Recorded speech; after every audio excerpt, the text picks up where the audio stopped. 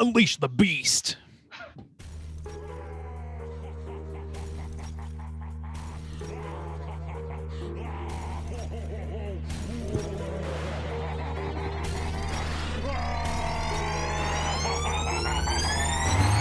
Yeah, we straight chillin', serial killing, pre-cold villains on the mic, got you reeling. 5-star rated from the floor to the ceiling. If you catch a 1-star, no time for feelings.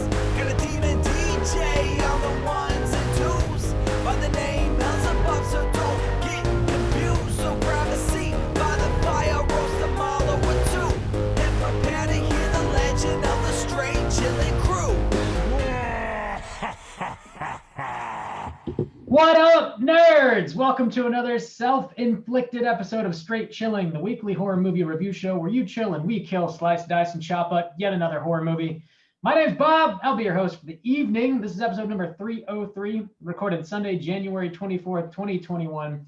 Tonight, we're going to be talking about another Patreon pick. This one was chosen by the one, the only, Hydra Berg. The movie is Timecrimes. And before we get into it, let me introduce everyone else on the show tonight. First up, calling in from Washington, D.C., we got our boy Randy Gandy G. Landy. What's up, man? How's it going, boys?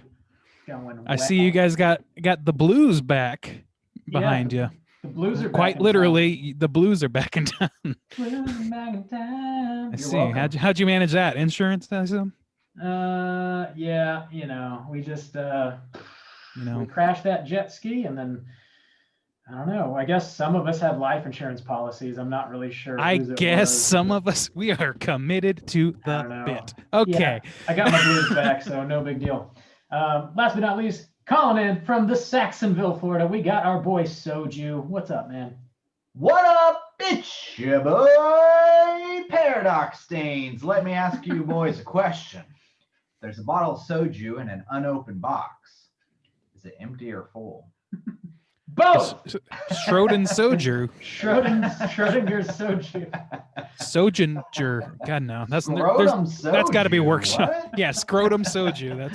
That's a new My boy flavor Scrotum exclusively for my boy Soju. Stains. Nobody's drinking that. You're not selling any of that. The soju's Complimentary dead and alive. pubes. Oh God. This is a great start to an episode. Oh yeah. Let me tell you what. I mean, have we ever had a good one? Yeah, I'd like to think so. One or two out of 303. Before we get into the main event, let's go ahead and tackle some housekeeping real quick.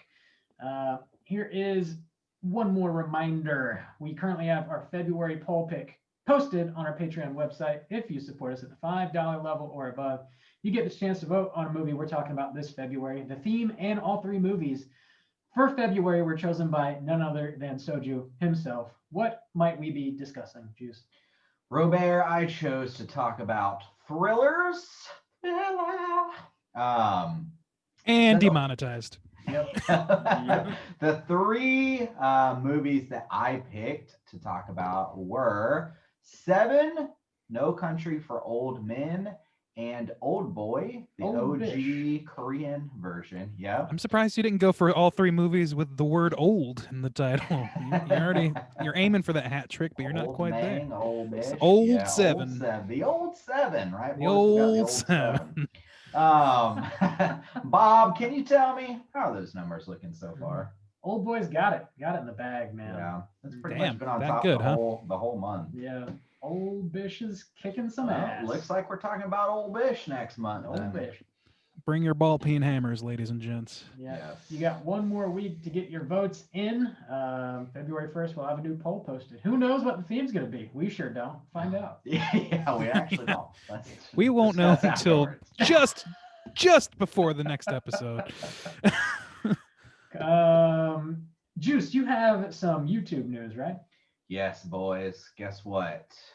No, we I hit won't. the 1,000 mark Oh, Oh my oh, God. yeah. on the YouTubes. Thank you for that proper bump. So Yeah. let's take a little time and talk about the housekeeping. The rebrand has made its way over to the YouTube. It is still in works, but all of the new videos are going to be looking super fresh. So if you didn't know, on YouTube, here is what we are offering over there. One, in the red color, you can get our regular podcast, what you would hear on Spotify or everything else. There's no visuals. It's just the audio podcast. So if for some reason you like to listen to your podcast on YouTube, we got you covered. That is going to be in the red. We embrace alternate lifestyles here at Straight Chilling. Yes. Hell yeah. Also coming out around the same time is going to be the behind the scenes. That's going to be in like the tan color. I guess we call it the tan, Randy. Mr. Calls it Designer. cream. Cream. We're talking cream. So in the cream color, Screaming and creaming. That's it's going to be the behind the scenes. That's going to be coming out with the episodes. And that is when we have our camera set up for these casts. So you can see our faces if that's what you're into. And you can see our blues, baby. And Bob's Blues. Yeah, this week you can see Bob's Blues. Also, in the green, we have all of our video game reviews that we've done so far. So that's horror video games. And if you didn't know, we do have 16 horror video game reviews up on our YouTube. That's some exclusive content stuff we haven't really done on the podcast or anything like that. So some of the games we talked about, like the BioShock trilogy, a handful of Resident Evils, things like Little Nightmares, Limbo, Dead by Daylight, Friday the 13th. So there are some horror video game reviews up there. That's in the green color. And finally, in the purple color is going to be the top 5 videos. So every first of the month, first Tuesday of the month, top 5 Tuesday, you get top 5 lists. So some we have up right now are top 5 Korean horror films, top 5 horror comedies, top 5 underrated Halloween films. So stuff like that. And right now there are 13 of those available, and those come out once a month. So that's some of the exclusive content we have up there. We've been talking about some other options as well. Another thing that we're starting to do too, this is going to be on behind the scenes, the cream, and on the red, the regular podcast. We are now, boys, moving up to the big leagues, Amazon affiliates. Wow. So in the link, yeah, Can't wait to make Papa Bezos some money. Ooh, rolling in it. Daddy B. So, in Give the it to me, link, Daddy B. Bob is gonna like this because he's supporting other people's habits, just like his. In the description of every YouTube video, we're going to have a link to the Blu-ray. So if you are interested in purchasing this, we will have a link in the behind the scenes and in the regular podcast episode. So you can click that. And if you end up purchasing it or whatever, we get a little bit of a kickback. So if you want to like help the podcast out without having to do anything else, if you're going to buy the movie anyways, then that's something you can do, and we make it easy for you to find. And also on there is, we've got a couple questions about this, mostly from other podcasters, but we also have our equipment on there now in the description. I'm going to be adding to that soon, but this type of stuff we use to make the podcast. People ask about that sometimes, what kind of mics we use, what kind of computers, cables, stuff like that. Yeah. Double-edged dilders, the whole shebang. Those things, those are the most important for making this podcast run. But those are also going to be in all the YouTube videos as well in the description, so you can check that out. And I think my house is clean. Anybody else got any filthy houses? I do, but it's not for public consumption. Not yet.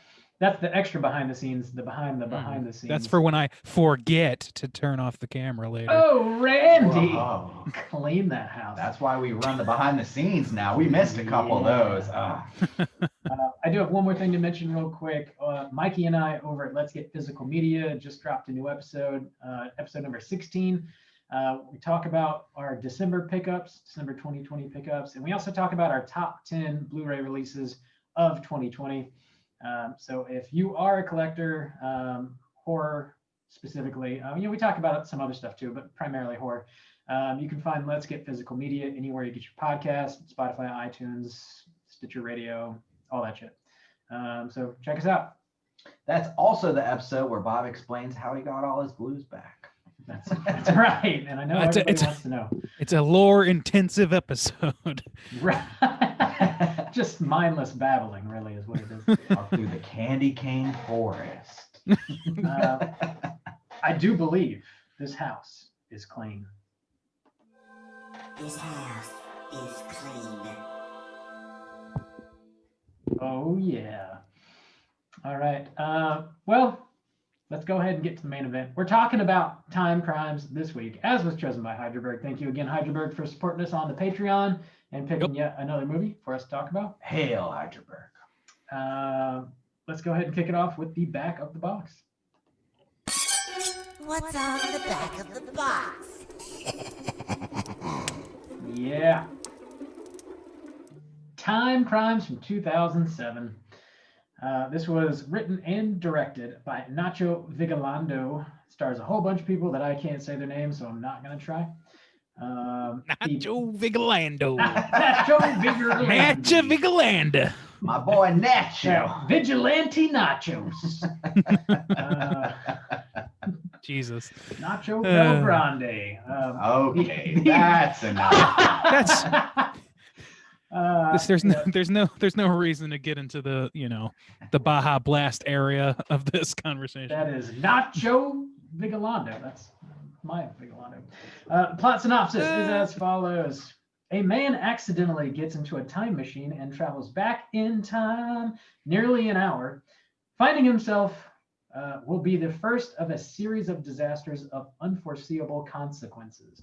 I feel like he went back in time a little bit more than an hour. I mean, not like much further, but I don't know. That's what it says on IMDb, whatever. 67.3 minutes. I think he specifically. It doesn't matter. It doesn't matter that much. Short amount of time. Yeah, not much. General Mangs, had you seen this movie before, and would you recommend people check it out? Randy, what you think? No, I had not seen this film before. I will say I don't think that I had ever heard of this film until we were told to watch it by Hale Hydraberg, and yeah, I think I'd recommend it. Yeah, it's. I mean, I always try and qualify it for the right person, but I think this is kind of a decent baseline sort of thriller horror. I wouldn't say it's extremely graphic in the way that other films are, and I wouldn't say that it's extremely impactful, but it does have good mind-bending qualities to it. So if that's the kind of thing you're into, I would say yes, for sure.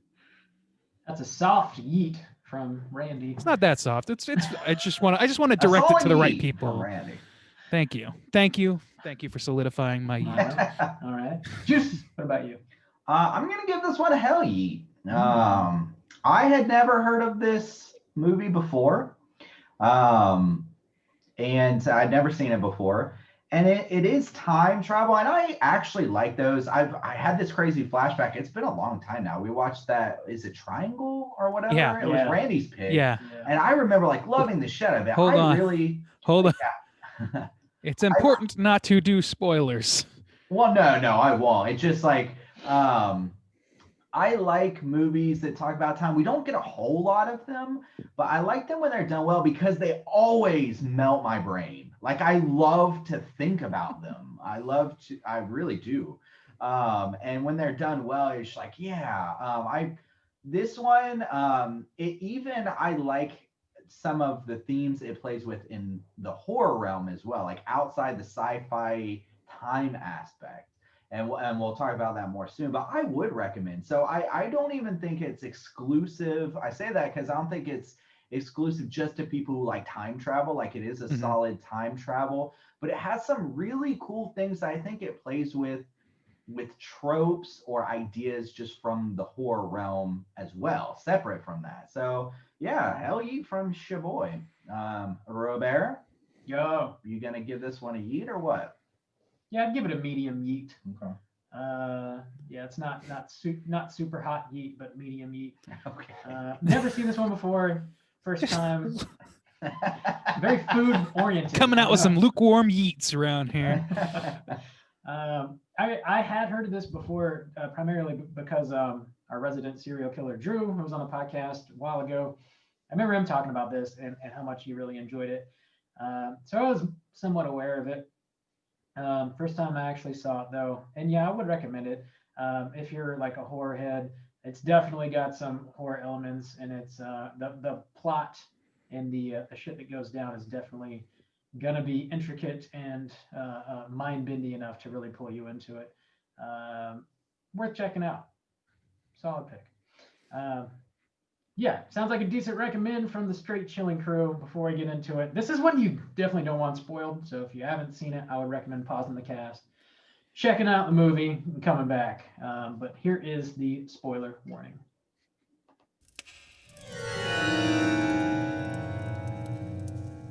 Spoiler warning.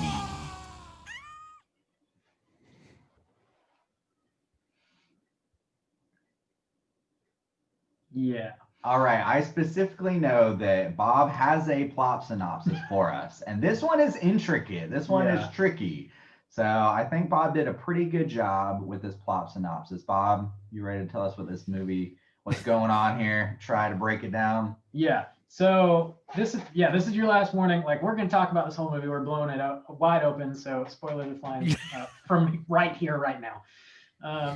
So the way this movie is set up is there are multiple of the same person, and they're sort of doing different things at the same time. And the way the movie unfolds is like you only see the perspective of one of these people at a certain time. So the way I wrote the synopsis out is chronologically. So this is not exactly how the movie is presented to us. I sort of take the three versions of the one person that we see in this movie and talk about all three of them doing their things at the same time. So that Totally restructuring it. kind of, Yeah. yeah. A lot of it happens as the movie does, or at least the first half does anyway. It kind of Mhm. starts to unravel towards the end. But so yeah, that's how this is going to come across. Hopefully it's easy to follow. Oh, here we go. Okay. Hector and his wife move into a new house in the woods.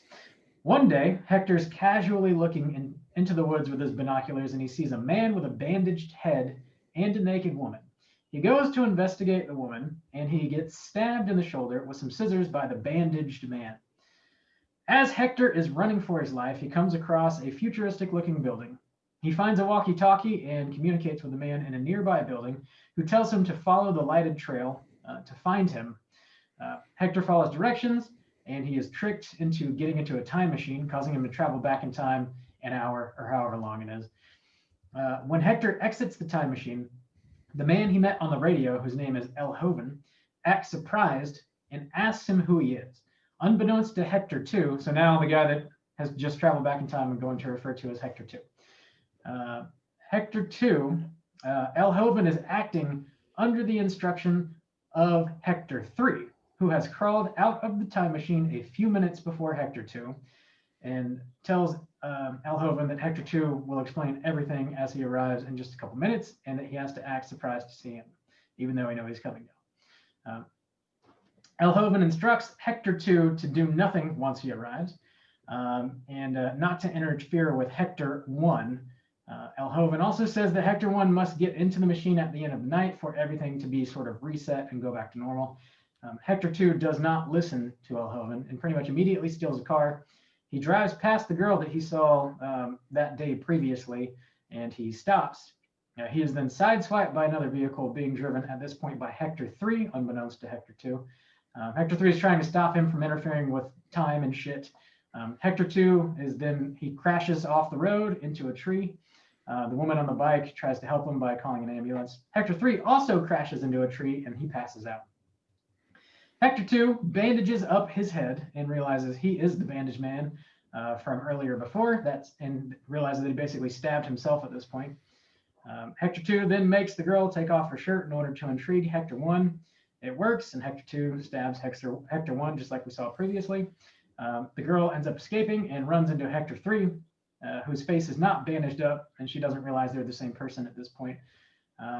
The girl says she saw a house nearby and takes Hector 3 to it. It is indeed Hector's own house.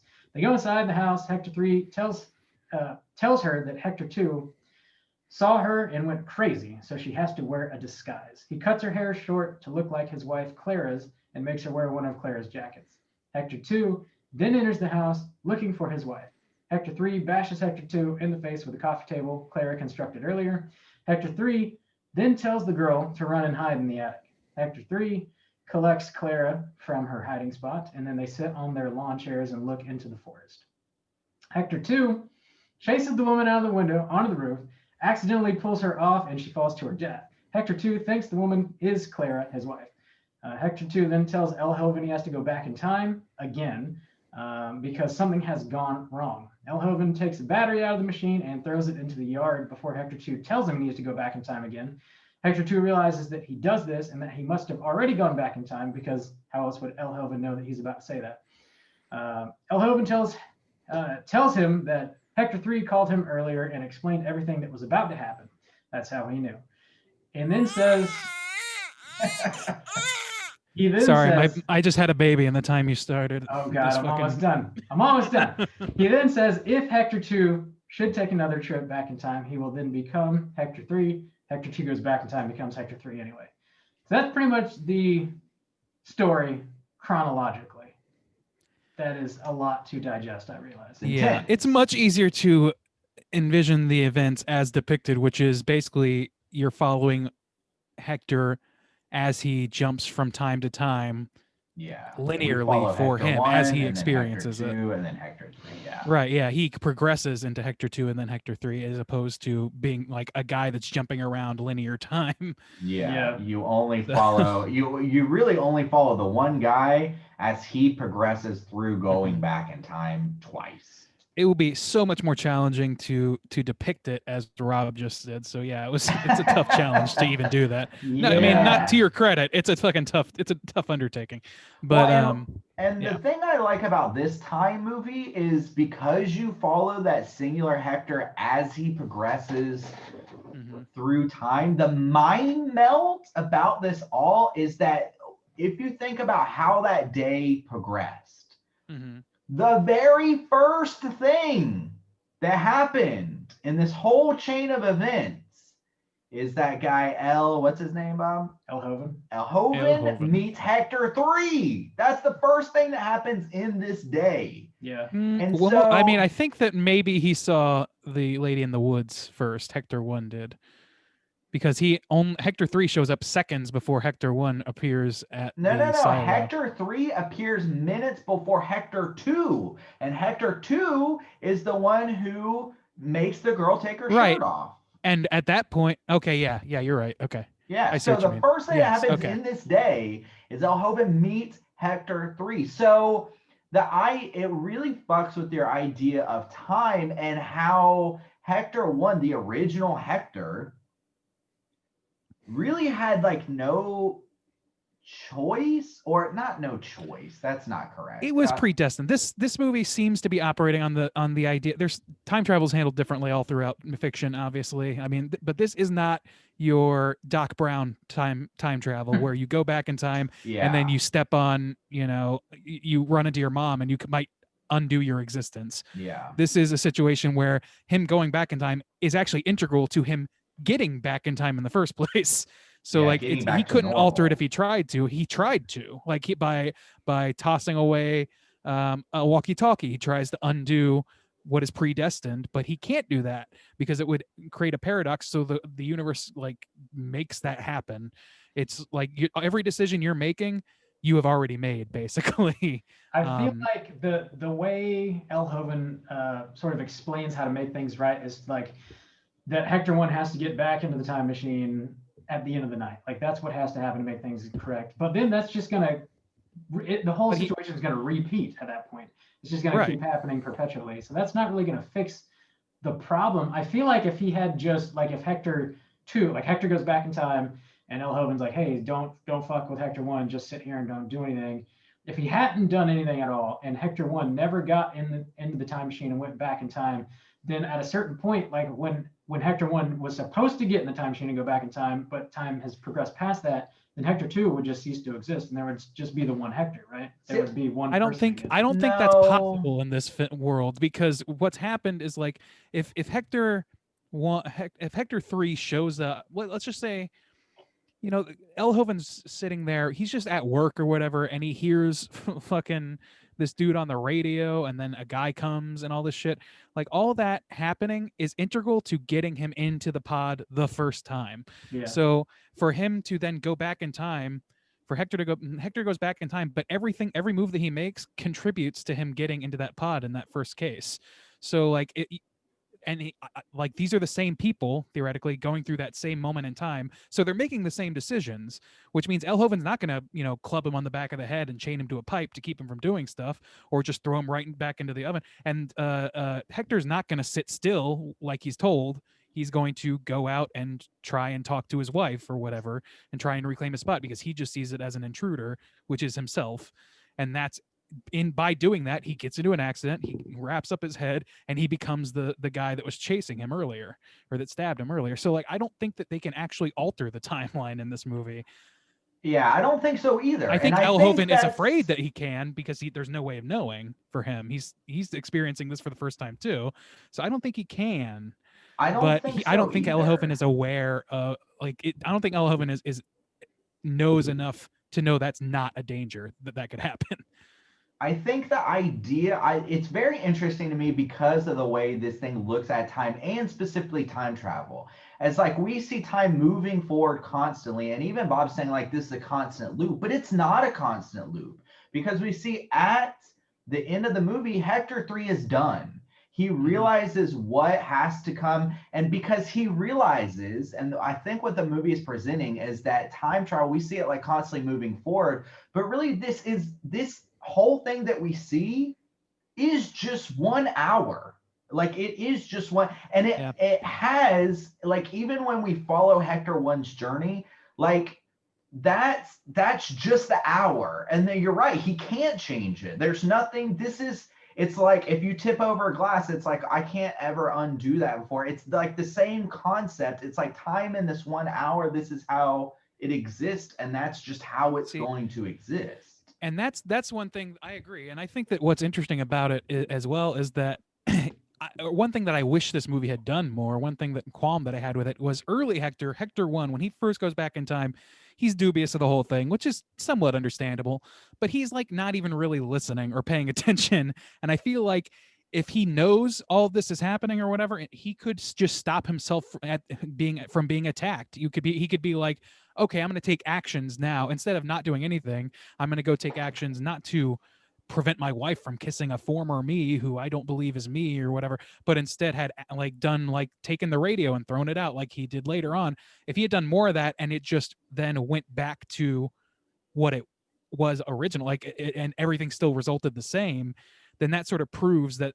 it's not that the universe course corrects, it's that you're on a track and you're going to make the same decisions in that same moment every time you live it, or like, because you're experiencing it linearly, you're making decisions based on the experiences that you have. So it doesn't matter that you're back in time, you still have the experiences that you have, and you're making the same decision you would make regardless. So I just wish they would have pressed that a little bit and had him be like, what the fuck, why can't I stop this from happening? He only does that a little bit, but later on it's like his motivation becomes, well, okay, I'm when he's all bandaged up and he's chasing what he thinks is his wife up the stairs of his house, and then his wife, quote unquote, falls down and dies, that motivates him to go back in time again. And like you said, Hector 3 knows this at the end, and he's resigned to it, and he kills this girl basically in order to make sure that happens, because he knows it's going to happen regardless. So like, he was going to make that decision anyway. I don't know if there's a case where he could have made a different decision. Like this is all shit that like they cover in a few other things. Like Devs actually covers some of this stuff. That show Devs I mentioned on FX. It's interesting to think about. I don't think that there's a deviation path really, though. Yeah, I don't think so. I think that's kind of I wish they would have pressed up against that a little harder so that was a little clearer. But I think that that's kind of the case. I don't see a good case for anything being alterable. Yeah, I agree.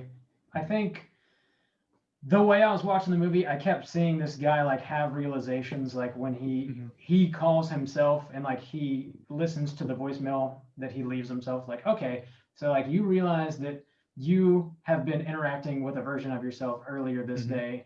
And like specifically, he has a massive realization as he's bandaging up his head and he looks in the mirror and he's like, oh fuck, I'm the guy with the pink bandage. So like you're about to stab yourself, maybe course correct, and just don't do anything. Go sit down somewhere and don't fucking do anything. But he doesn't do that. So it kind of makes you scratch your head a little bit. Right.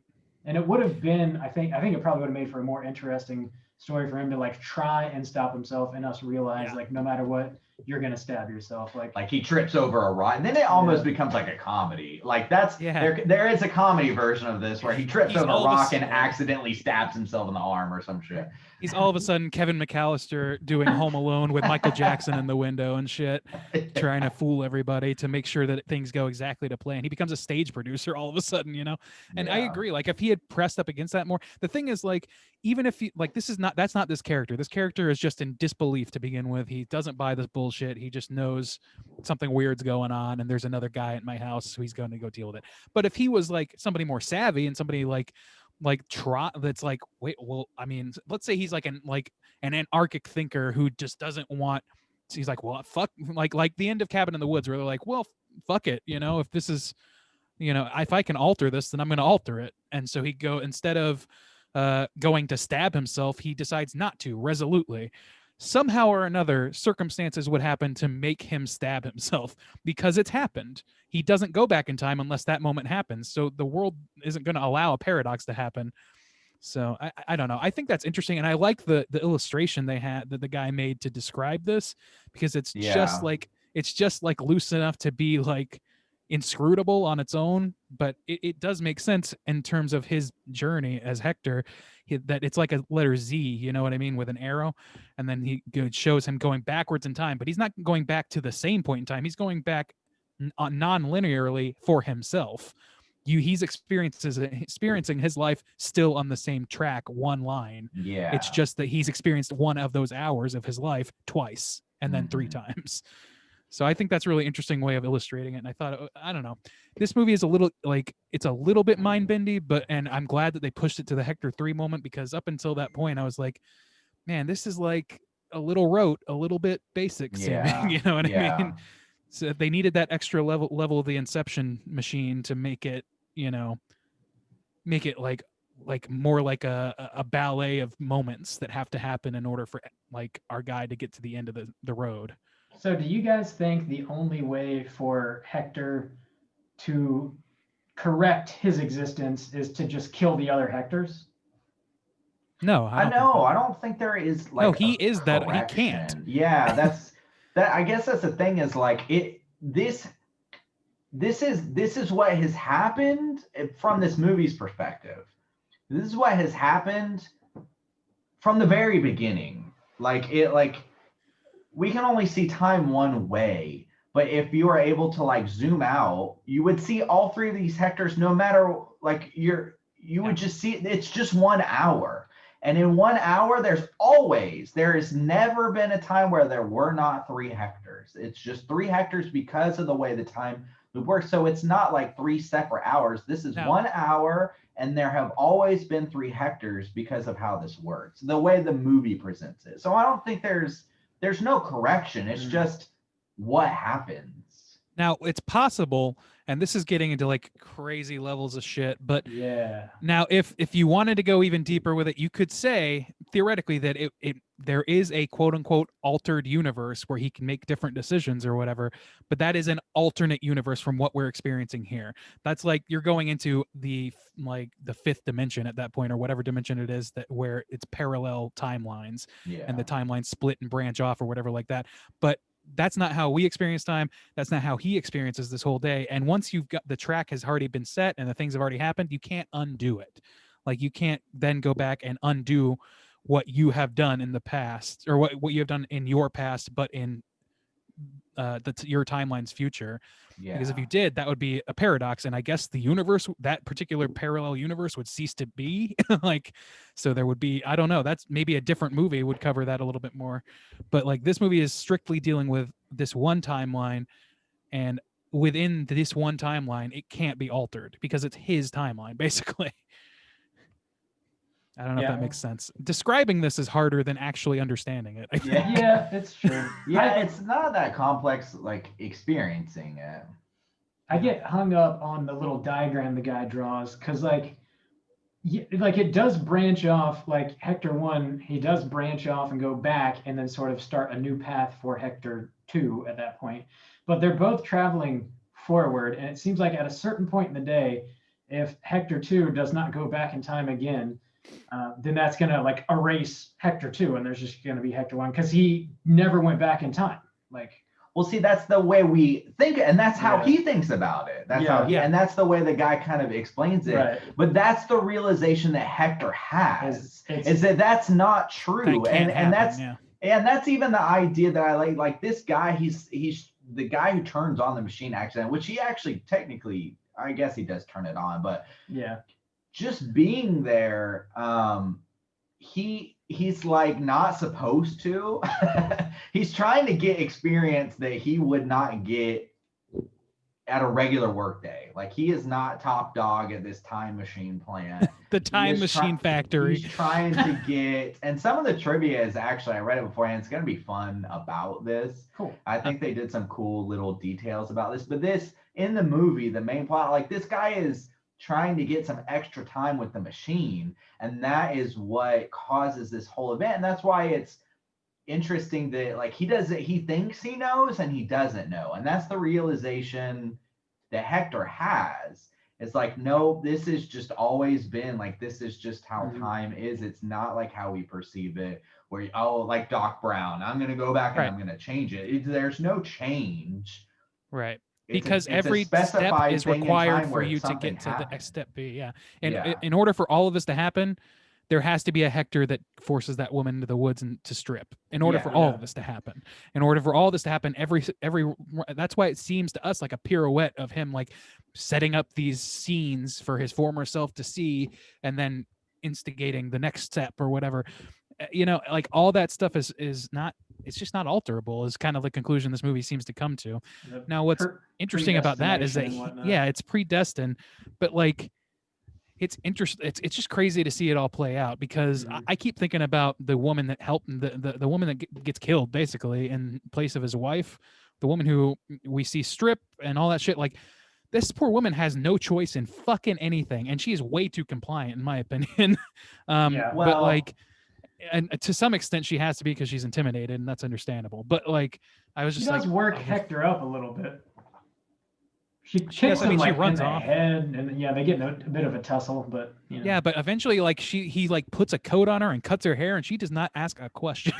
Like, Yeah, why are she's you been cutting through my some hair? shit at this point. Yeah. To Yeah, be I fair. mean that's a nitpick. That's a nitpick. But But also, I think this movie, so like the time aspect is obviously the main focus of this, and it's really intriguing, and I think is pulled off pretty well. And it is easier to understand as you experience it, and that's something I appreciate. Talking about it's difficult, but actually when you experience this movie, like I You wasn't follow it. confused. Yeah, I wasn't confused about what was happening. But I think this movie does two other things really well, or is kind of like talking about two other things outside of the time thing that I would like to talk about.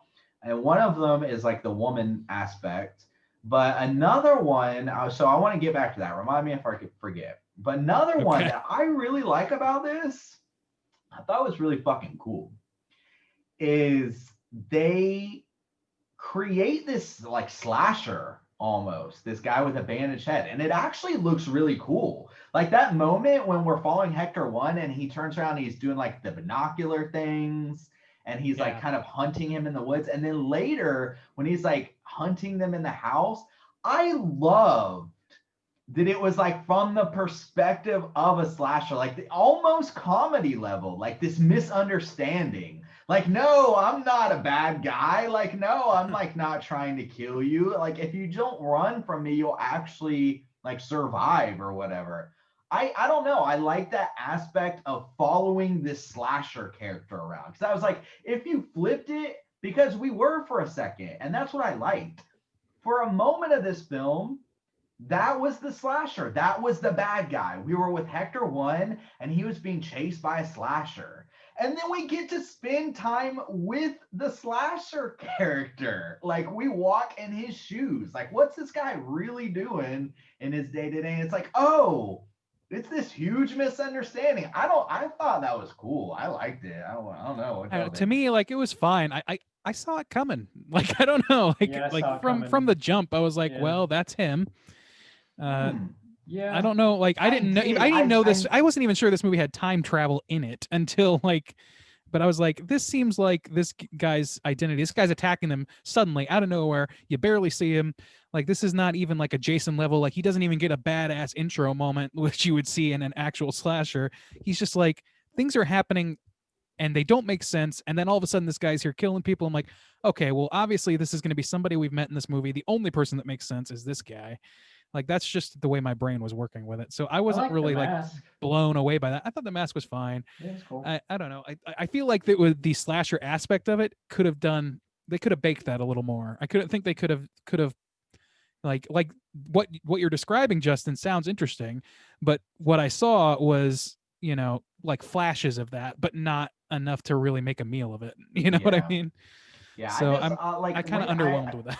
Like, I saw it coming too, especially when he's going back in time. I was like, yeah, that's the guy. But what I liked was experiencing it, I guess. Like, where he's wandering through the woods and where he's like, shit, I fucked my like ankle. I don't know. It was, like I said, it was almost like comedy level. Like, here's this dude bumbling around, where in the first 30 minutes, we thought he was like intimidating and hunting us and like going to kill us. And now he's just like bumbling around, like trying to like get through his house and shit. Mm-hmm. I thought that was funny. But the other aspect that I thought this thing was really touching on was like the point of the woman. And it was like this, oh, I'm going to sound like Bob over here. Good Lord. Wow. I just realized, this is not a being type of situation. But I really think this idea of like this oppressive man who is spying on this woman in the woods. Mm-hmm. She's naked, and he just happens to saunter over there after he sends his wife like to the store. It's a peeping Tom. Yeah, well, not only just peeping Tom, but this dude gets away. Like, his idea of saving himself, like whether he has the realization at Hector 2 or Hector 3 or whatever, but it's ultimately he at first thinks he's saving himself. Because the guy tells him, what's it? Tell me again, Bob. El Hoven tells him, like, no, you'll disappear or you'll cease to exist, whatever. So he's like willing to torture and sacrifice this woman to save himself. And not only is he like, and maybe he doesn't know at first, like he's going to kill her, but he's willing to like sexually assault her. Like willing to just like do terrible things to her to save himself. And it still follows the idea of his initial like peeping Tomery. Like, oh, like you're doing something in the woods, like I'm going to enjoy it for myself, or like I'm going to, get something for me. And I think that carries out to the film where he ultimately kills the woman. So it seems like she's this like secondary character, but I think there's a very essential message that they're trying to drive home, but it gets amongst the time and stuff, it gets kind of lost. But see, I agree with you on that wholeheartedly, because this is one thing, and it's kind of dawning on me now as we've been talking about it. But like, what's interesting about this movie is we've been talking about how like, the future's already set, so you like this guy's going to make the same decisions regardless of whatever happens. But as set as this guy's time travel journey is going to be, and unmovable as it is, it's still based on his decisions at the end of the day. And his so character. It's destiny only factors in so far as what's going to happen is going to happen, but they're going to happen because of the person he is, exactly what he's willing to do. Right. So if he wasn't willing to spy on somebody, going skinny dipping in the woods or whatever, then maybe none of this happens. But he is that guy, and so all these other things happen as a result of that. It all cascades from one decision after another that he's making that he can't not make because of the person he is. And so he is destined to do them in some ways, but it's still a result of him and his personality and his decision making. I think that is an interesting point of view on the movie. Yeah. His character is immediately called into question when he's like browsing through the woods and he sees a dude in a mask, which is sort of concerning, right? Like, he's in the woods behind your house. There's a guy in a mask. You might, red flag, right? But then he sees this chick with her top off and he's like, I guess I'll let it ride. And then he just like waits for his wife to leave. And then he's like, I'm going to go check out that naked woman. Yeah. Like, dude, there's a dude in a mask too. Like, he just doesn't care about it. Questionable. Yeah, character. He does. Like, he's more, You're right. He's not concerned because he would have said something to his wife. Yeah, like, hey, there's like, yeah, something in exactly. my we should probably backyard. call the police. Yeah, like Don't I'm leave. concerned. But he didn't because he's more interested in the Yeah. naked woman. He wants her to Yeah. leave so he can check it out. It's like, what do you think's gonna happen? You're gonna get there and this chick's gonna be like, oh, you happen to be here. Let's bang it out. Like, Yeah. what are you gonna Wow. Yes. do? I don't know, man. I think that's true, and that actually like resolves one of the things I was going to bring up, which was a problem for me with this movie, which is like similar to what Rob said about the Lodge. Rob's been complaining about the Lodge is I don't understand why these characters are doing the things that they do. I feel that way about Hector pretty much this whole movie up until Hector 3 rolls in. So the thing about it is like Hector. Not, I mean, all the things we just said, making bad decisions, or at least some immoral decisions that lead him down this path, I would argue. And then on top of that, though, like he's also like he's scheming on his own behalf later on by dressing this girl up, and like he's willing to do all of these things. And I was like, but at the same time, he's not willing to say like, honey, don't run. It's me, Hector. Like when he's coming into the house, it's me. I got Yeah. hurt. I need help. Like Sure, instead, yeah. he's like, he's not able to do like the most basic things to make his journey easier. Like the guy begs him to stay put or he could end the universe or whatever. And of course he doesn't because he's fucking an asshole. Like that's kind of the conclusion I'm coming to. So if that's a key to aspect to him, like this whole journey is sort of like about his bad decisions, I would say, and that makes that justifiable to me. When it's also like a good kind of like metaphor for just that type of personality. If you just think about from the beginning what we see from this guy, like, okay, he's going to check out this woman, peeping Tom, he's letting his wife leave before he does it. So if you think about this movie and the idea of like an adulterer or like making decisions like that, like I'm going to use somebody else to benefit myself, their body or whatever.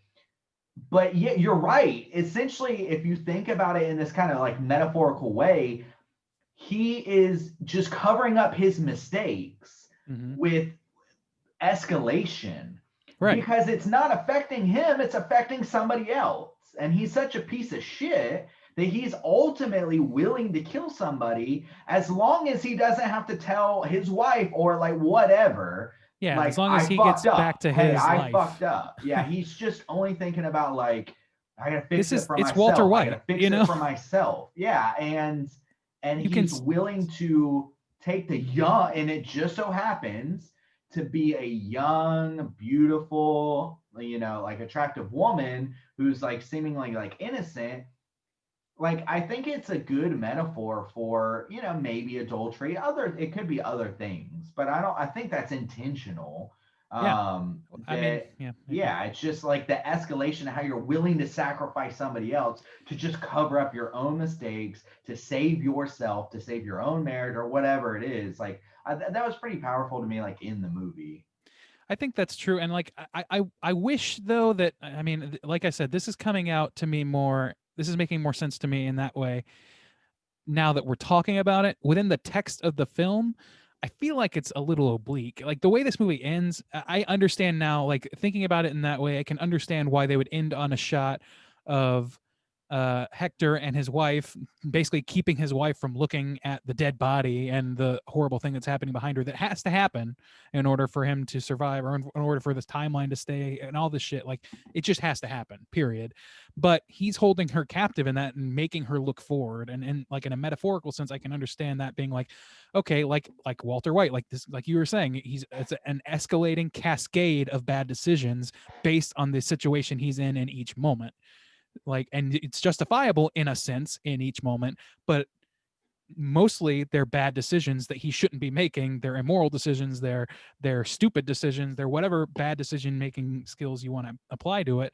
That's what's going on, and it's leading him down this path to where like he has no choice but to, in his mind, but to like go forward with this, and then just keep marching forward in time. And that's like you said, like I if they had punched that punch bag a little bit harder right at the end, I feel like I would have gotten that, it would have clicked for me, and it would have made my experience watching it the first time a little bit stronger. So like I was like, I don't know, to me at the end of this movie I was like, I guess that was kind of a fun, kind of an interesting journey, but I'm not sure what this movie's getting at. I think that's as good of a central thesis as any.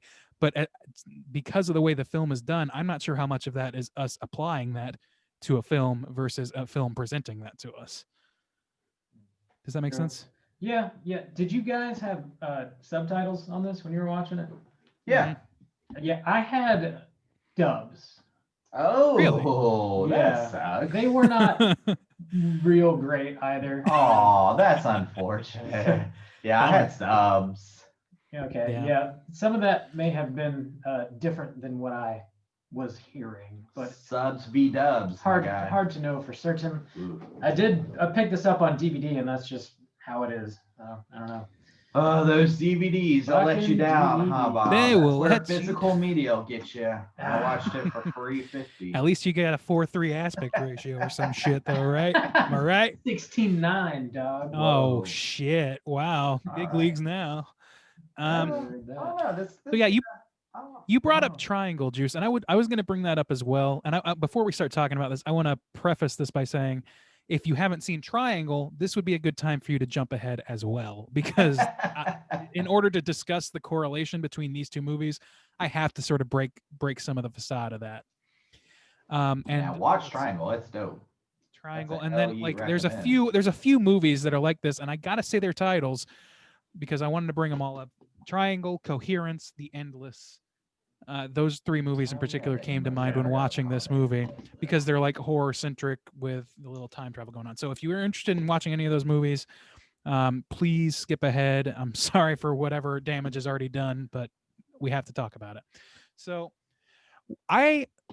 when I was watching this the first time, I was like, okay, so that's going to be Pink Face is going to be Hector, just from the like Return to the Past, works for the wear, somehow winds up in this position. Got it. Yeah. And I knew that all the way up to Hector 3, I was pretty much ahead of the game, and then it like managed to keep me guessing, which I was appreciative of. But that the whole time that I was kind of like ahead of the curve, I kept thinking to myself like, man, like this feels like it's cribbing off of Triangle a lot. And I looked it up. Triangle came out 2 years after this film. So Oh. so I don't maybe so if anything it was the other way around, right? But I would argue that I think that movie does this a little bit better. Like that's again, it's this exact same situation basically, right? You've got Yeah. these people show up and they're in a weird situation.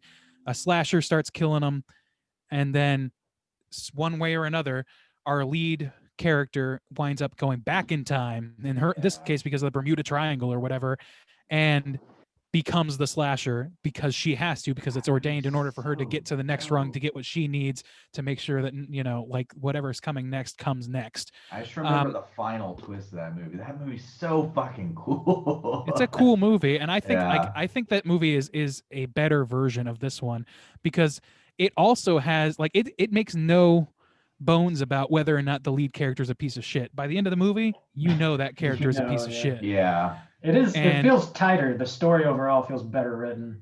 Right.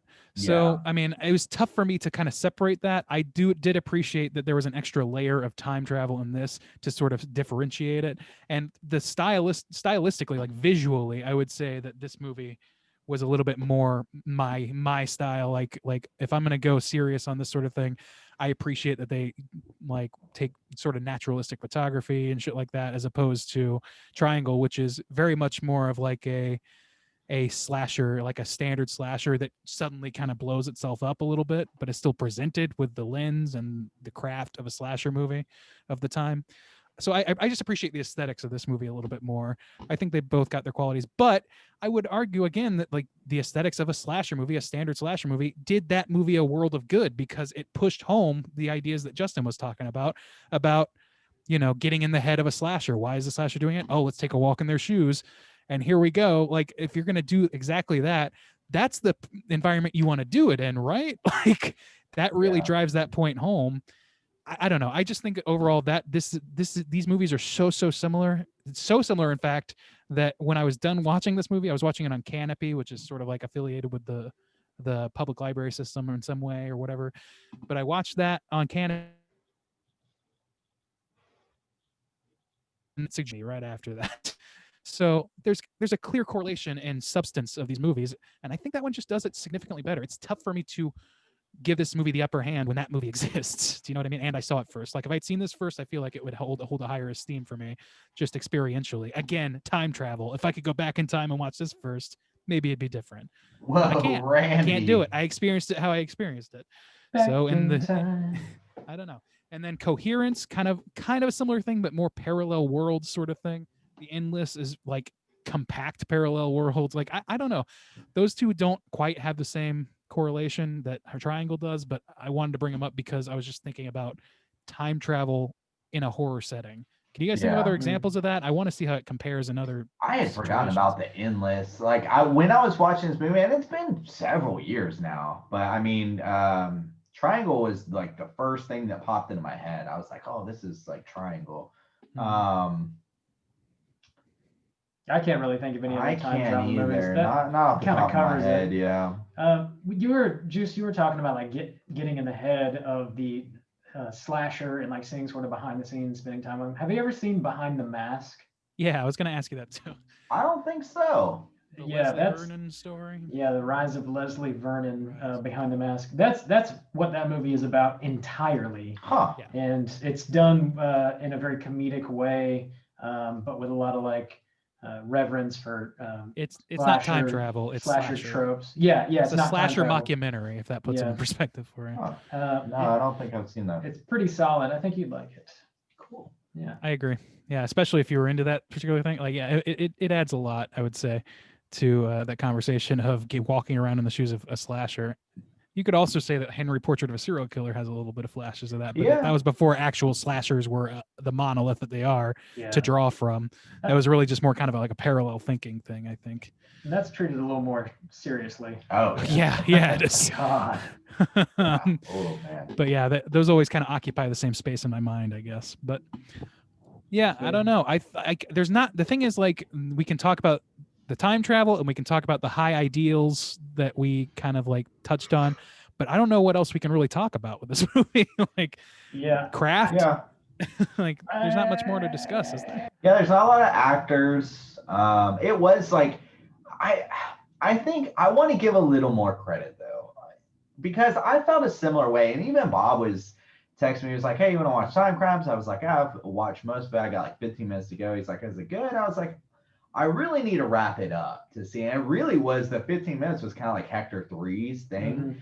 Because it felt kind of plain in that second half. Now I was intrigued in the first, like the first third where it's Hector 1. I was intrigued by what was going on because we didn't know it was time travel yet or whatever. And then by like a quarter of Hector 2's journey, I was like, okay, they need to do something else. But I want to give a little more credit to making this so cohesive, because never did I feel confused. And that can be tricky when you're dealing with time travel stuff. So I think Definitely. where we feel like it's a little plain or it's a little basic, that could have been a choice to be like, we got to keep this streamlined so people don't lose us, you know, or maybe, I don't know. I just want to give it credit for Yeah, that, because I no, I never agree with felt you. confused.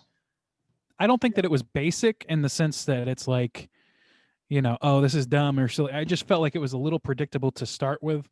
And probably in large part because I've seen Triangle, but you know, even setting that aside, it was a little bit more predictable. Once it started like keeping me guessing, then I was just more engaged. I think it's just really more of an experiential qualm than a filmmaking qualm. Because I think you're right. Like we talked about earlier, the way Rob described the series of events chronologically, if they had tried to do that, it would have been a nightmare for us to understand. And they would have had to put in a lot more legwork to make it easy to digest so that we can understand the drama that's playing out in front of us. But by having it, you know, tethered to Hector as he goes forward, backwards, and forwards, like all this shit, like that makes it easier to understand, like, oh, okay, so that's why that happened earlier. And that's like, oh, and he caused this himself when he went back in time, this thing that happened, you know, like it just, I don't know, it makes it easier to, it's like watching a magic act and then watching the same act while they're describing to you how they did it. You know what I mean? Which is cool. They made a whole fucking series of that in the 90s. So like, I don't know. I think that it was a smart filmmaking decision. yeah, my bigger problems are really kind of with whether or not they drove the points that we discussed home enough for it to really resonate, like without having to um, sit and have a whole dissection. You know, we have to do a post mortem to get there, which is sometimes the case, and it's not the biggest deal in the world. But I think it like that's if there's a weakness, it's that. You know what I mean? Why don't we go and rate this thing since we're kind of circling Yeah, the I drain guess we're here. kind of there. I think we kind of touched on everything we want to. So out of 5, Juice, why don't you kick us off? How do you feel about Timecrimes? All right, I like this movie. I was entertained by it, and while it did have a little lull in the middle, ultimately I was satisfied with how it ended, and I actually did. As it was happening, like as he was cutting her hair and I realized that he was sacrificing that girl for himself, I did have the realization. I didn't have to like sit on it a whole lot of being like, he has just used this girl completely as he gets to sit with his wife at the end. Like he has just used her completely for his own gain or to cover up his own disgusting mistakes.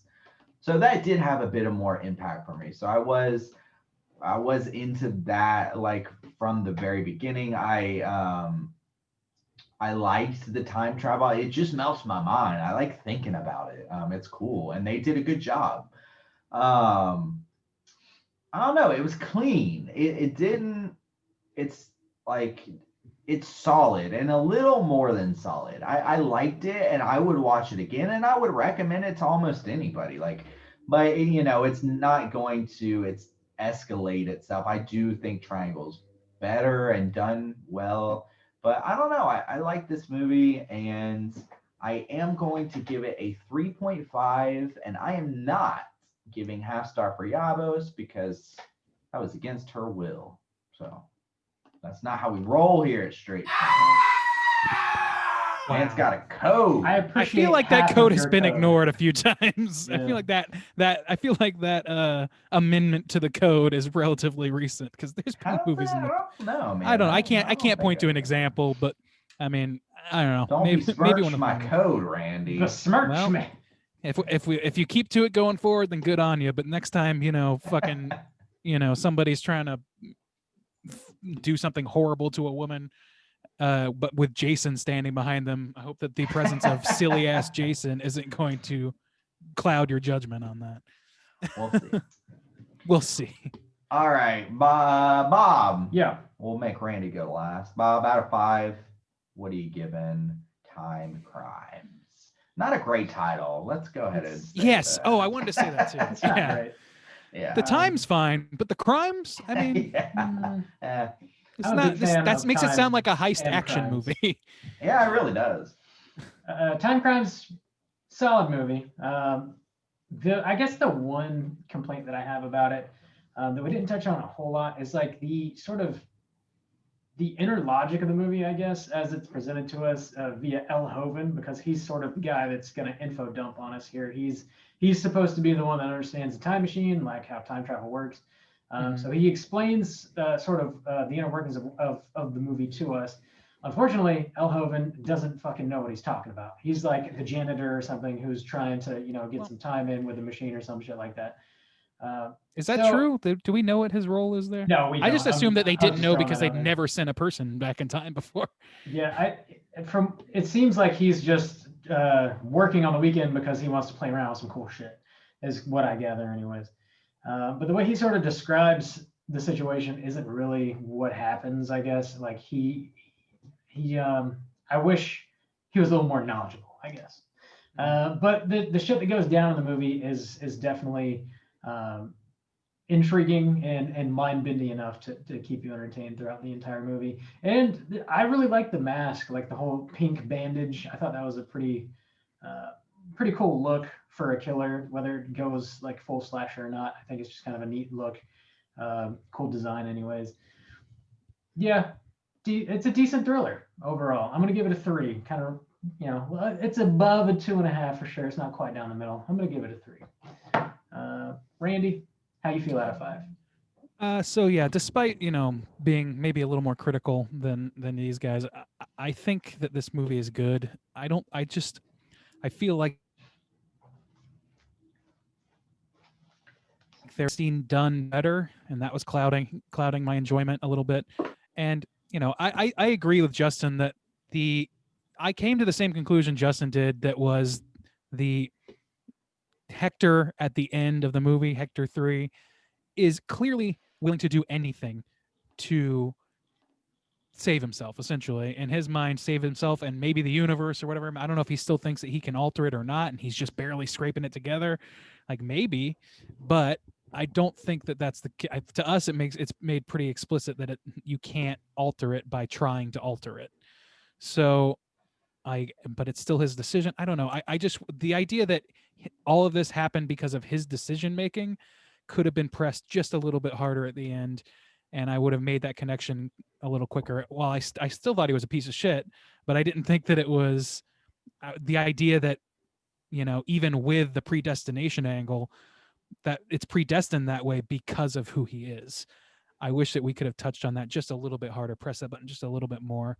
And the existence of other movies that I think do exactly that and a little bit better made it a little bit less enjoyable for me. Overall, like, the look of this movie is good. I had a hard time with Hector because he was a piece of shit, like we talked about. The decisions he made were shitty, and also because he was wildly incompetent and doing things that didn't make sense to me in the moment, like not saying, "Honey, it's me. I'm home and hurt. Please come help me," instead of trying to chase her up a fucking hallway with bandages on your face and a duster on. Like, I don't know. Like, and as far as the like serial killer aspect, I like it in theory, but again, it's been done a little bit better in the past, or not in the past, I guess, in my past. I've seen it done better in other places. So I don't know. As good as it is, I think that it's proof positive to me that there are other movies that exist that do it a little bit better, and that tampers my enjoyment a little bit. Let's see. And as far as the serial killer thing, one other thing, the mask itself, I thought it was kind of cool looking, but also I thought it looked way cooler in the poster, which is clearly designed to make it look like a slasher film instead of what we got. Yeah. And even the slasher moments in the film where you have a slasher chasing people down, you think those don't really play the way that a traditional slasher would in any way. And I guess that keeps it more cohesive with the rest of the movie, but I just wonder what the decision-making process is with that. That seems like a marketing decision to push that angle instead of an artistic decision. So that's just kind of how it strikes me. I don't know, man. And then the title is my other complaint, because again, that sounds like a fucking just a low-budget 80s space action where people fall off rails a lot. Yeah, really. Yeah, so all that said, I do like the cinematography. I thought the acting was pretty capable. For being in another language, a little difficult to tell, but from what I could tell, it was pretty capable. It was kind of heartbreaking for the one woman who dies, and it was interesting following a piece of shit as he spirals deeper and deeper down a chasm of bad decisions. That's always fun to watch. Like, it's always fun to watch. Yeah, I like it. I like it. I'm going to give it a 3.5. And I checked after I decided that, and that is 0.5 lower than I gave Triangle, which I think is appropriate. Whoa. All right. 3.5 from Randy. That's going to put our aggregate at a 3.3. Let's go ahead and jump over to our Rotten Tomatoes segment and see what the critics and users think about Timecrimes. Certified. All right, ladies and gentlemen, this is the Rotten Tomatoes segment of our podcast, in which I'm going to ask these two gentlemen to guess, within the best of their ability, what percentage of critics and users believe this movie to be a thumbs up versus a thumbs down. So let's start. We'll start with the critics, and we'll go to Soju. Now, there are 71 critic scores here. Okay. 71. So not a ton, but not too little, I would say. Enough to, qualify for certified or not or whatever. All right. So, yeah. I think being a foreign film is going to help this a scotch, but I still don't think it's going to be too high. I think Straight Chillin' Squad's going to be close on the mark on this one. So I'm going to give it, I think the Straight Chillin' Special is too high. So I'm going to give it a 60. 60. Okay, 60 dudes. Here we go. Bob, how about you? What do you feel about this movie? What do you think the critics going to do? I want to say it'll be a little bit higher than a 60, but not much higher. Wow.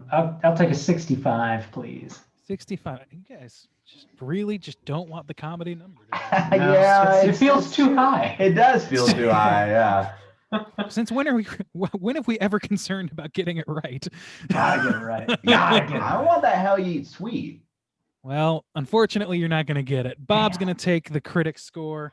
The actual critic score here is 89%, certified fresh. Wow. So yeah, I mean, again, I think that's a result of this. At least for me, I always think about this as like, oh, what percentage is this movie good? Instead of what percentage Yeah, of critics thought this I movie was know. good versus bad. I always run I into can that see trap where for people myself. would have like problems with this though. Yeah, I mean, I did obviously. So Yeah. clear, but yeah, I don't know. And for maybe at the time it was released, it was still a pretty novel idea. I would imagine. True, yeah. So maybe that had something to do with it. Here's what the critics had to say. Timecrimes is a low-budget thriller that's well-crafted and loaded with dark humor and bizarre twists. Now, that's the second time I've heard somebody say it's got a lot of dark humor. I didn't see a ton of dark humor. At least I didn't make a note of it in the progress of the movie. Yeah, that was lost on me if it was supposed to be Like, in there. There were a few moments that were like moments. chuckle-worthy, maybe? Yeah, I mean, where he was like hitting the dude with a crowbar. And there were points where it seemed like they wanted it to be more light, like a dark, Yeah. like a black comedy almost, or like when he was wandering around the woods. Like I saw the potential of the comedy in there, but yeah, they Mhm. didn't play it up for sure. Yeah, I feel like it was tonally disparate from what we got. Well, I think that we got something that was tonally sort of like so grounded and so like, shit, I got to do this. I got to do X. I got to do Y. Oh, like chicken with his head cut off situation, but not really hitting the comedic bone for me so much. So I don't know. It felt more like they were going for drama than comedy. Maybe that's just us. I don't know. All right, let's go over to the audience score. The users, of which there are 8,786 who chimed in on this movie. So almost 9,000, getting towards it. Let's start with Bob this time. What do you think the audience gave this thing? Man, now I'm kind of thrown off. The critics were so high. I'm gonna go, I guess, a little bit higher. Just give me the 69 dudes. Just give it to me. 69 proud. dudes. Thank you. All right, Juice, what are you All going to put right, it at? I'll go higher at 75. 75. All right. Well, here's that yeet you wanted, Soju. The actual score is 79, so you're damn close. Woo! Can I get a hey? No. All right, there we That's go. fair. I didn't give you the hell skeet this time. I forgot. I apologize, Bob. Thank You should feel bad about it. You should feel horrible. Horrible. All right, let's take a look at some of these reviews. There aren't a lot of negatives. Literally, the only negative review on the front page says "quote not available." So I guess I guess that's funny in its own right for some reason. It's But pretty rough, man. we'll just go with that. Quote not available. I guess that's a good point. All right, and that's Rotten Tomatoes. Ba-dum-bum-bum. Hilarious. Sweet deal. Thank you, Randy. Juice, let's jump over into some trivia. It's totally time for trivia. All right. Oh man. The shirt that the girl is wearing and when she's in the forest or whatever. Mhm. Depicts the old, how do you pronounce that dude? The cat, the paradox cat. What's that? Schrodinger. Yeah, that guy's cat. Does it? Yeah. I thought it was. My mind instantly went to Cheshire so idiot.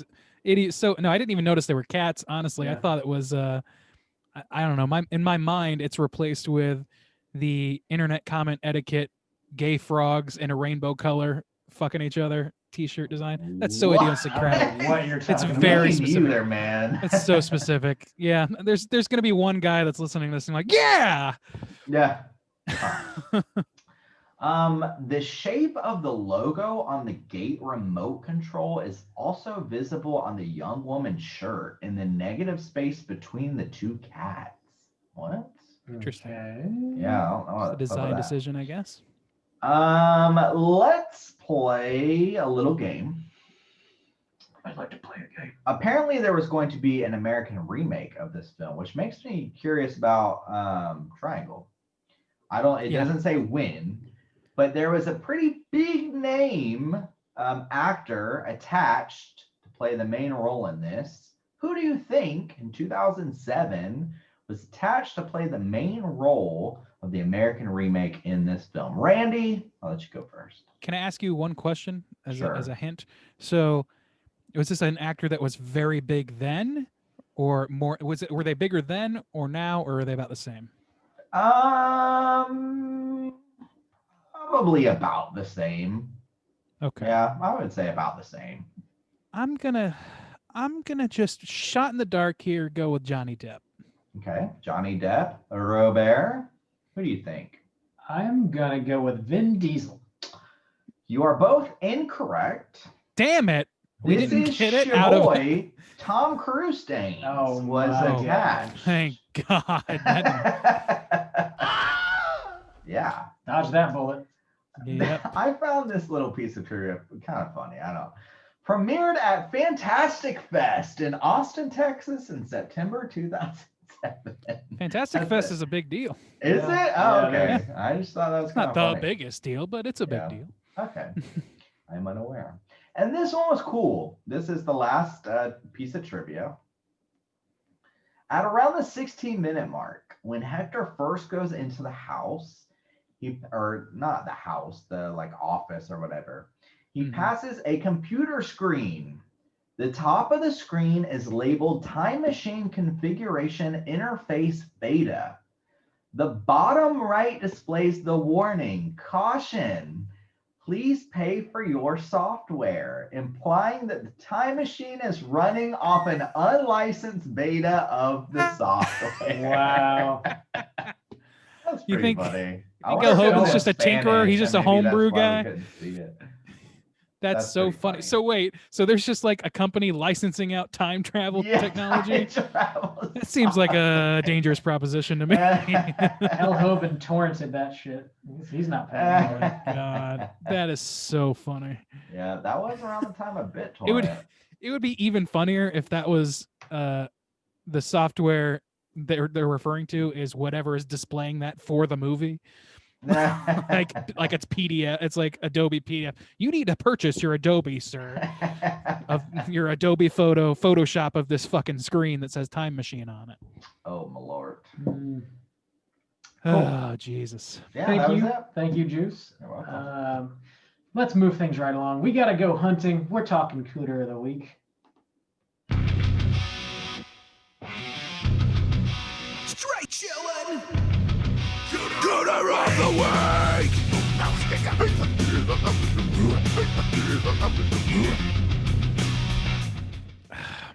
Rock on. Thank you, Cesar, for that. Juice, what's a Cooter? Cooter is a cooter is a character type and a straight chillin' exclusive. Cooter has to hit 3 of these 5 points to be considered a cooter. The 5 points are manipulation, smug arrogance, sexual deviance, overall look and attire, and overall patheticness. There is a slim cast in this. So I think the first person we got to take to Cooter Court this week is our boy Hector. Yeah. I don't know that there's another candidate. There's not. There's only like 3 people in the 4 Yeah, people there's in this 3. film. Yeah. There's 4 people in this movie. 2 of There which, really or are one of which 4. is a non-character. That's his wife, who's just Yeah. like a lady who likes to garden. That's all we know. And then there's the poor girl who ends up Yeah. dying for Hector's desire to look at titties. The Hector triplets, And there's- I would say. yeah. All 3 of them. Yeah, I don't Yeah, separate it's them the as same separate characters. guy. Even them Mhm. describing it that way, I thought was like, even in the movie, I was like, this is more confusing than just saying like you're going back in time, and when you do, you're going to do X, Y, and Z. I don't know. Yeah. To me, it was a little. They're not separate people. They're the same guy. So Hector Let's see, the easy one. Sexual deviance. Yep. Yeah. Start with that one. Check. Peeping Tom. Yeah, the Check. whole reason this gets kicked off is because he's spying on some Yabos in the forest. And then forces the Yabos, come to find out. Yeah, he's the Yeah. one who forces the Yabos. And then not only that, when he has a tussle with a girl and she falls down a hill and she knocks her head, he just strips her butt naked and leaves her hanging out in the woods. What's up with that? He had What to. the fuck, dude? Well, Dude, also, I thought she was dead at that point. Like, Me it was very. too, yeah. Oh, She seemed that to was be. nice that she got to come back for a minute. Well, I guess, yeah. All right. So, sexual deviance. Yeah, can we convict on that one? check. Oh, yeah. Manipulation for Manip. sure. He's manipulating time, man. Yeah, and himself. Yeah, And the girl. And the girl. And his wife. And to an extent, his wife. Yeah. Yeah.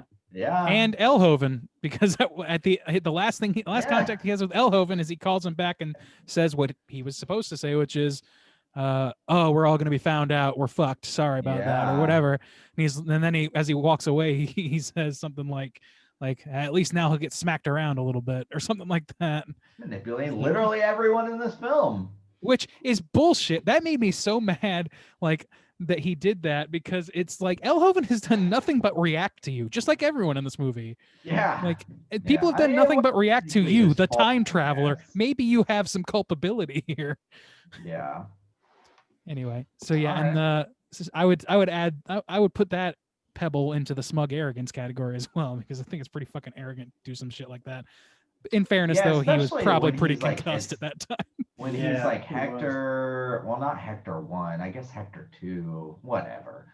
Yeah, he's got some smug arrogance where he's like, I'm going to fix this. I'm going to go back. And like the dude who's supposed to be, well, to be fair, the dude who's supposed to be the specialist also is a dumbass. So it's like, Yeah. why the fuck should we listen to him anyway? So, I mean, the guy tries to do what he can do to save his wife, but All- it's kind of like a moot all point I know- because he's such a piece of shit. So, Yeah, well, all I know is that like the moment where he walks away after the guy explains to him that he is endangering the fabric of the universe or whatever is pretty goddamn arrogant. Because I don't know about you, but if I was running from a slasher in the woods, get into this giant tank filled with hot milk, and then came out in the daytime a second later, I would maybe listen to what the guy at the controls had to say about it. The hot milk man. He knows what he's talking Like, about. what happened to me? Why is it daytime? What the fuck? Ooh, hot milk man. All Hot right. milk man. Yeah. Hot milk. So that's his attire. I would go ahead and say Mr. Pink Bandage with the old dirty duster. Yeah. There Yeah, was you a don't- weird moment talking about attire where he like takes the bandage off of his arm when he's about to wrap it on his head, and it's like dripping technically his blood, but it's also like the pink milk, but it's like Yeah. it lingers and it's like it's all like fuzzy or I mean Yeah. like smoking around, and it implies that there's something behind that, but they never I explore thought that too. Yeah. I thought there was going to be That's a some weird sort. I don't know. shot. Like Yeah. those drops were going to like cause a black hole or some short crazy Yeah, shit. something. Make the car go back in I time. think it or was some just shit. looking Yeah, I back, don't know maybe what that it was. was just purely to show, oh, it's the milk mixing with the blood that makes it pink. Mhm. I'm guessing that's what it was. Oh, But in the moment, it seemed more okay. significant than that. Okay. Well, Yeah, it really did seem significant. Oh well. I think All that's right. what it was. And then overall patheticness. We're gonna give it to Uh, them. I mean, Yeah. being a peeping Tom in general is pretty pathetic by my logic, but Yeah. I was trying I to don't think know. if there was any more. He does seem pathetic, doesn't he? Yeah, he feels kind of helpless. Like he's doing anything he can to help himself, but he just cannot help himself. He can't do it. yeah, he has that moment where he's like trying to make sure that his former self saw him standing there and then sees the naked woman Oh, and then yeah. everything's happening. And like you were saying earlier, is like this chicken with a head cut off moment that's a little pathetic in a, Walter White and Jesse Pinkman trying to carry a barrel with ski socks on their heads outside of a fucking facility for chemicals or whatever. Yeah. Like shit like that, where it should be funnier than it is, but to me it wasn't really striking Just as kinda funny. sad. It just yeah. really is kind of like, oh, this pathetic loser. Yeah, when he's in the woods and he's trying to like do the binoculars thing and he keeps getting it wrong. Yeah. Yeah. Which, I mean, the thing is, it's totally understandable on some Sure. level, but it's also like, I don't know. We got enough to convict. I feel like throwing one more Oh, book at him yeah. isn't going to hurt anything. I just didn't know if he was gonna hit all 5. That's a I rare think he's. count. I would Hard put him 4, at like light 5. Yeah. yeah, okay. hard for like 25% of the last point. I would say is Okay. about fair. Strong case. Let's book him, boys. Yep, we booked Look, him. his ass. Bam. You're fucked, Heather. Hector, you're fucked. Heather. Whatever your name is. I don't know. Heck, Heather. All right. It's time to let our hair down. We're talking about what we've been watching this week. Hey gang, what you been watching? Randy, what you been watching? Well, I've been extraordinarily busy, so there's been pretty limited amount of time unless I just wanted to unwind, in which case I was mostly watching a YouTuber, which I think I brought up last week, called Scott the Woz, which is all like Nintendo shit. He's just a very earnest nerd who's apparently everybody in the world knows about, who's on YouTube except for me. I just discovered him and I like his shit, so I've been watching a lot of that. I had Hot Fuzz running the other day while I was doing some work, and it's like that movie is like just like Shaun of the Dead is totally like a movie that has increasing returns with each watch. I never get less enthused for that movie. I always get more enthused when I watch that movie. So Hot Fuzz, always great. I finally picked up Axiom's End by Lindsay Ellis, the book that she put out. She's another YouTuber, for those who don't know. I've brought her up for her channel before, and I think I might even brought up the book because I bought it a while back, but I started reading it finally, and it's like I've started reading it again, I guess, and it's fucking great. It's a total like sci-fi trip so far. I'm enjoying that, but probably the most interesting thing that I viewed this week was a movie called Fantastic Planet. Are you guys familiar with Fantastic Planet? No. It's a Criterion, and I guess it's like just by the brand association, I assume it has some import with people. It's an animated French film that is very, very surrealistic and super fun to watch from an animation perspective. And it's basically the story of human beings on a planet where there are these giant blue humanoid aliens who treat them like dogs, like pet dogs and shit. And it's about them like, being mistreated or whatever, and then organizing and then trying to get independence and shit. But they're like tiny and they're fighting these giant things, and they're in this world that has all these like Salvador Dali-esque like fucking fucked up creatures roaming around. And it's all like the illustration, I don't know what it's done in exactly, I haven't looked it up, but it's like pastels or watercolor, or not watercolor, what pastels or color pencil, something like along those lines, that's very like gestural and gestural in terms of the quality of the marks, and then like but really well done animation, almost to the point where I wonder if they rotoscoped a lot of it. Anyway, all that to say, it's fucking great animation. It's really trippy visuals, and the story was more than I thought it would be. I was expecting like a completely inscrutable mess, thinking like, well, this is going to be a weird one. I know it looks weird, it's got a reputation for being weird. I was thinking it was going to be like Katakuri level odd, but it was really more of a straightforward sci-fi tale than that. So it kind of strikes as like an animated version of something you'd read in like a pulp sci-fi magazine from the 50s or something. I recommend it. Check it out. That's it. That's it? Wow, okay. Never heard of it, but that sounds pretty dope. Sounds like a hearty recommend. Yeah, it's also it's not family friendly, by the way, animated though it is. There's a lot of alien and I believe human also breasticles and so forth going on in that movie. It's French. It is French.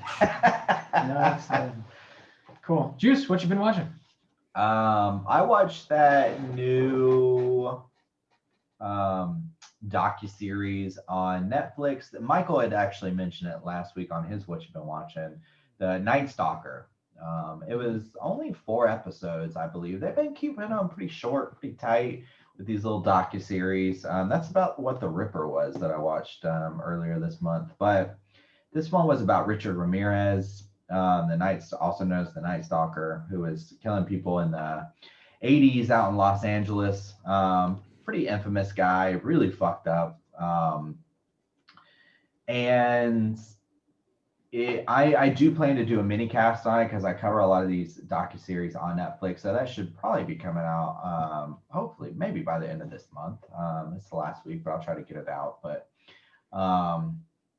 it was interesting because they do talk a lot about things that I don't think people know in just the general sense about his crimes, because you focus on the murders.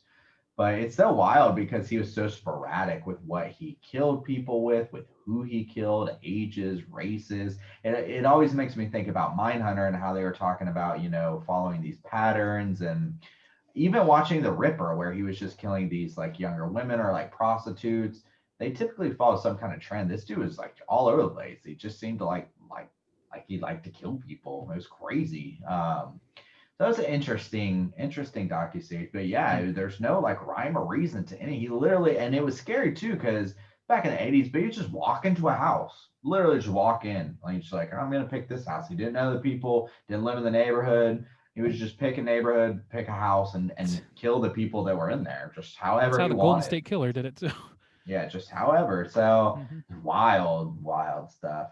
Also crazy bitches, man. As soon as that dude got locked up and was like, yep, he raped and murdered these like people in their house, like these bitches flashing their yabos, and one of them married him while he's in prison. Like crazy Kiss my shit. boy dick. Yeah. Well, these women, they get crazy sometimes. It makes a compelling case for murder, doesn't it? Wow. So I watched that. I am still also working on Sweet Home, which is that Korean show I've talked about. So I'm still working through it. It's 10 episodes. Some of them are actually a little longer than an hour, so it's hefty. But that will not be coming out by the end of this month, but probably early next month for a mini review. But I am digging it. It's very stylized. Again, I said it kind of reminds me of Resident Evil. Somebody hit us up on Instagram and was talking about that, saying that this is a Korean series that was inspired by a Japanese.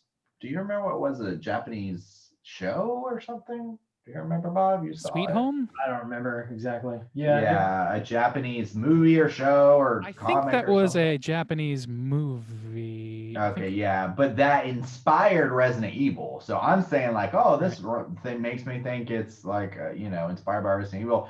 The original Japanese is what inspired Resident Evil. So that was interesting.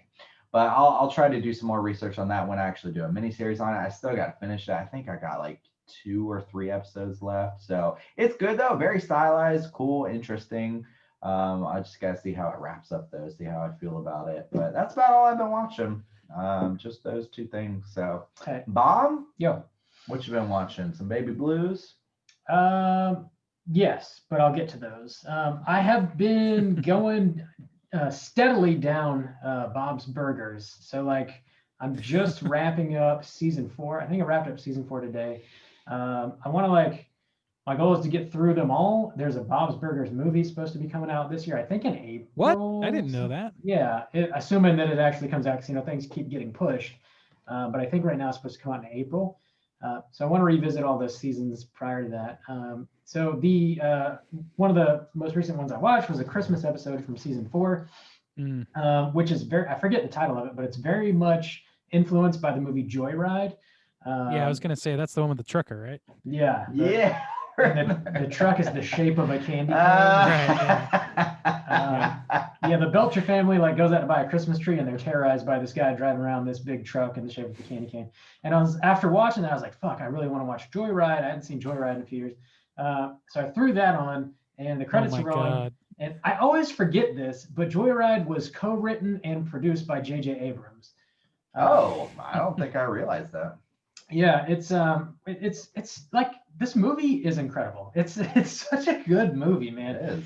Joyride? Car after it. Incredible? Yeah, I love that movie, dude. Incredible might be. I have a fondness for it, for sure.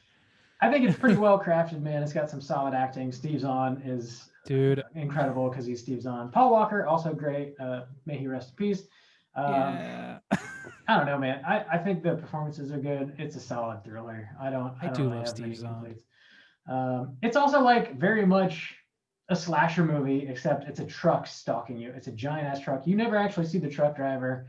You don't know what he looks like. He could be a tiny little dude that's not very threatening, but he will run you over with his fucking truck, and that's scary. Is it Powers Booth that does his voice, or is it somebody else entirely? I remember thinking at one point that it It's was, but I thought I was the wrong about that. Same dude from eventually. Silence of the Lambs. Oh, I always forget his name. Oh What's his fucking yeah, Old Bill. yeah.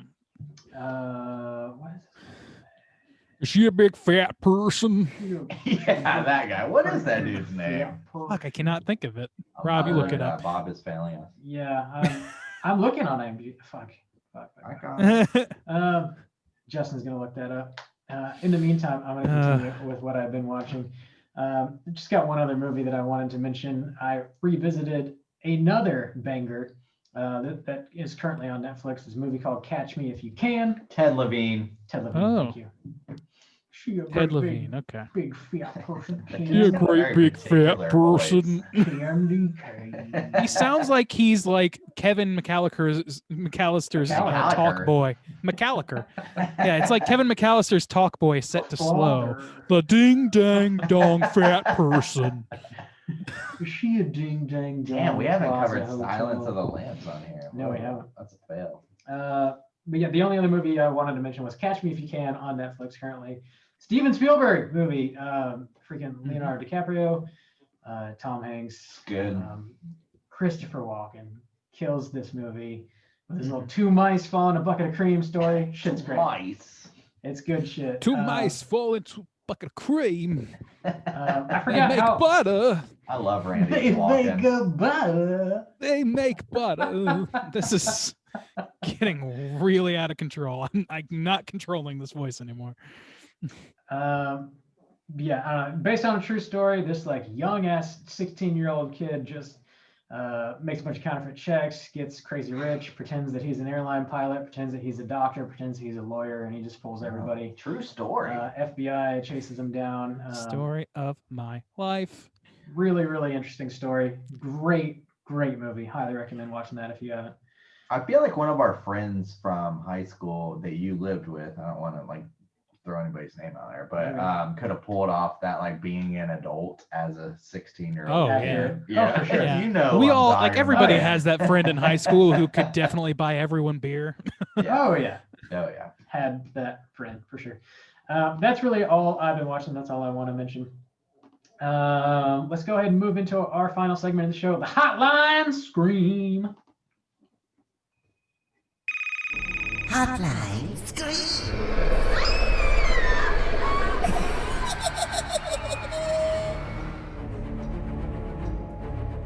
If you are listening and would like to call me with some voicemail to be featured on next week's show, hit us up at 904-638-3231. We have 4 voicemails this week. We did pose a question last week. We're bringing back our Hotline Kinks segment. We're asking people, what gets you going? What gets you in the mood sexually? We got a couple responses to that, and a couple other people just calling in and say, "Hey, what's up?" We're starting a database. Yeah, no. I think first up, we're going to hear from Justin. Let's hear what he has to say. Hey guys, this is Justin. I just wanted to say I'm a huge fan of the show. I've been listening to it for a very long time. It's one of my favorite podcasts to listen to. Listen to you guys every day at work. And I've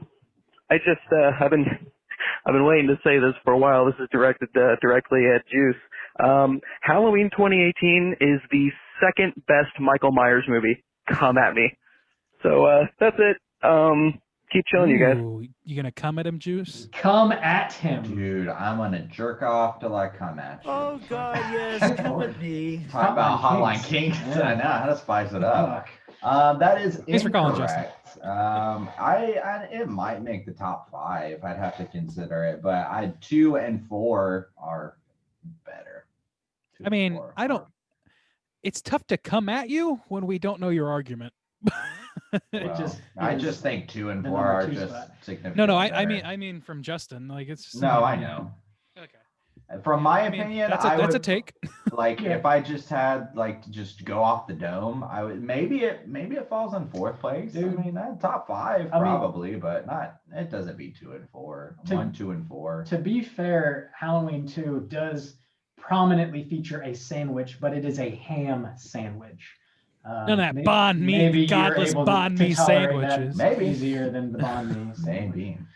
So, Did they have a whole conversation about the ham sandwich? They discuss it, don't they? It was not discussed, but we do It wasn't? see someone making it in real time. Oh, That's okay. So I don't know. that's okay. It's okay to look at it, but don't talk There's a about whole that ham episode of sandwich. there's a whole episode of binging with Babish in the middle of this movie, but it's still better than talking about banh mi's. I want to see an episode of Babish influenced by the Halloween franchise. I want to see what. Make a rat sandwich, Babish. But I want it still moving. Can you make it while it's still And squealing, moving? please. Babish. If you know what you're doing, you can. But That is not that anyways, man's name. thanks for the call though, Justin. We can Yeah. disagree. Thanks for listening. Justin, call Yeah. back next week and let us know what your stance is on it. Tell us a little bit more about it. I'm curious. Well, I think we know the stance, but Yeah, it's good. Well, no, tell us more about your reasoning, Sure. shall we say. But Sorry for the I nomenclature personally- slip. Yeah, I personally going off the dome would put it maybe fourth place. I would say 1, 2, 4. I enjoy more, but that's just quick take. Yeah, I think the highest it would go for me is 4, and that's being absurdly generous and not considering it every movie. Just off the cuff. Yeah. So Same Z's. Actually, well, Michael Myers. I was like, I might put 3 above there, but Michael Myers in 3. So okay. I might put it in third place, but I might have to really think about that. And my and now if we're talking about funniest, now there's an argument to be had there for Yeah. show. Oh no. Halloween 2018 in third spot. It's not funny, really. I mean, it's got some I'm jokes. sorry, I was talking about Halloween. 3. Oh, okay, yeah, I got you. Yeah. Anyway, but yeah, thanks for calling, Justin. Next up, I believe we're gonna hear from Cody. Let's hear what he has to say. Yo, straight chilling crew. This is Cody calling in for the first time for some Hotline Kinks. I'm the residential Little Debbie vendor, Mr. Snack Cakes, if you will.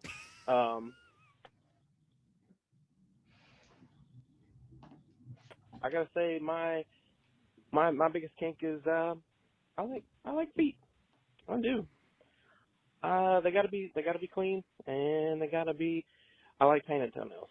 So, that's it. Keep There chilling. we go. Honesty. That's what we're after here.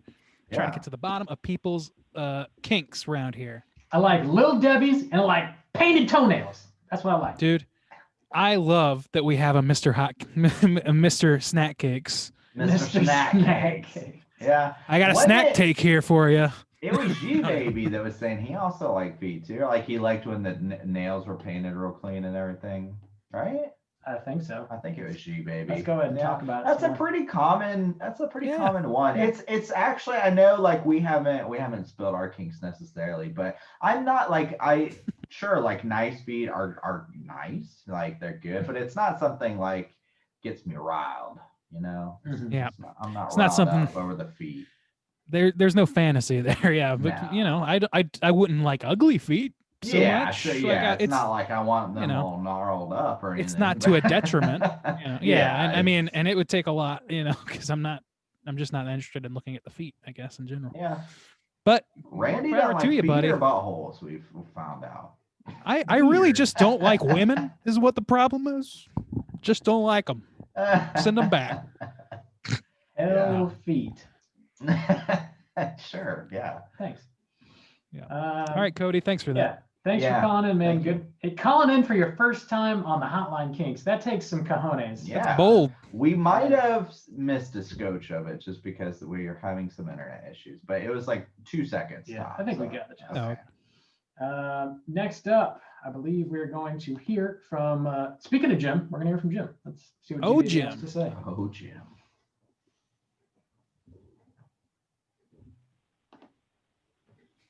Here comes the Hotline Kink. In the words that Werner Herzog impression.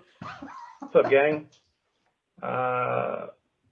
Old G. Quaid's Herzog was pretty solid. I'm not sure I can hold a candle to that, but here goes. I would like to see the baby. That's the best I got. Calling in for this week's topic. Speaking of kinks, haven't picked up any new ones other than old G baby and G wifey are trying for another little G baby. So right now, if it ain't raw dog, nah dog, no bag. I've also been in the lab working on a modified version of the shocker that I'm calling the Trident for now. But I guess in the interest of couth, I won't elaborate. To Soju's question, in terms of fear of death by railing, on a scale of 1 to 10, I say I'm about a 2. I say fuck around and find out. I'll get a railing in that hard scarf and bite down and pray for lockjaw. So, anywho, keep chilling, crew, and let me give a big old G size. Hey, yeet. Jim bringing the heat this week. I love that one. Wow. Oh, G baby, he's so many he questions cracks me about the up. Trident. So many questions. I'm in the lab. Primarily, what the fuck is that? Working on a modified version of the shocker. Also, the Werner Herzog impression, I thought he was going to describe his kink, and then he said in Werner Herzog's voice, what was it? I would like to see the baby. I was like, what is your kink, buddy? What's going on? No. Are we about to be on a watch list? Gotta be careful with the old Trident. If it's anything like the shocker and you're trying for a baby, you can only you got to stay away from one of those spots. Trident. I'm assuming the Trident. This is just my wild guess off the dome. 2 thumbs, 1 cock. That's what's going on. That's the Trident. Put it in however you can. Just Randy make shooting it from the work, hip. designers. I don't know. Sure, we got just if there's too much hip. couth in this episode, I Randy guess. hasn't thought about this at all. Shooting from the pelvis over here, Randy. God damn. If I just had to imagine immediately what it could be, then maybe. If I had to. Gun to Trident to my head. I'm going through the Rolodex of things I've seen in my time, and Whoa. Trident ain't one of them. I'm having to Not yet. having to coagulate You haven't several lived, ideas here. Randy. You haven't I lived guess a not. vibrant life. Yep. You know what they say. If it ain't raw dog. Rigatoni? Nah, dog. Also rigatoni. Yeah, dude, no sack. No. No bag. I think sack, yes. He's They're- trying to make a They're child. synonyms, baby. Do what you gotta do. Thanks for calling, Jim. Always good to hear from you. We got one more voicemail. Next up, we're hearing from the man of the hour himself, Hyderberg. Let's see what he has to say. What up, boys? It's your boy Hyderberg. Just calling in. You guys are doing my Patreon pick this week, Timecrimes.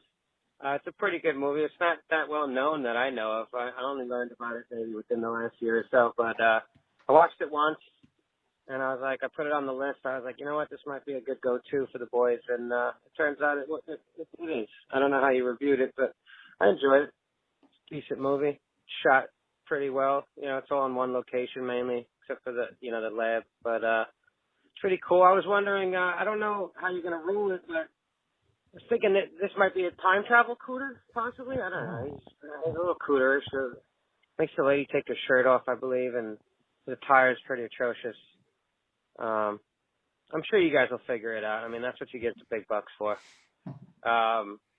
Also, last week we had, was that the first robot cooter? I wasn't sure. I was thinking it was the first robot cooter.